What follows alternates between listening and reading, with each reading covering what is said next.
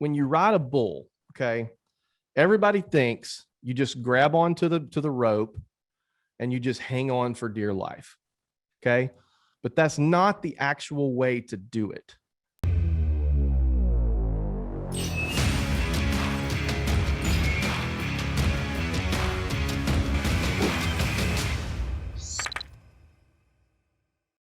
Because what happens if you do that and you're attempting to just hang on for dear life, you are going to get slung around all over the place. You're going to break bones. You're going to get hurt. You're going to wake up with whiplash. You're not going to look like yourself the next morning. Okay. The correct way you ride a bull is you look at the top of that bull's head, right? Kind of between his neck and the top of his head. This is for real. This is serious. Okay. And based on very, very, very, very small movements at this minute point, you're going to predict where that bull is going next. Ever told you this, David?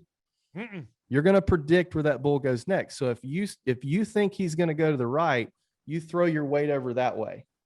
If you think he's going to go to the left, you throw your weight like this. And that's how you're actually riding the bull. Well, that's a freaking good analogy when it comes to not only marketing, content creation, but business. If you're just trying to hang on,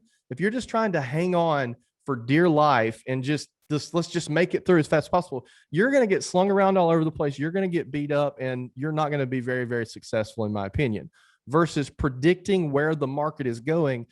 Beautiful segue talking about cyber, David, taking all the cues that's going on in the world right now with Ukraine and Russian hacking and all of that kind of stuff, using that to pivot in your business. And one advantage that a lot of us have with our business is we can be speedboats and we're competing against Titanics.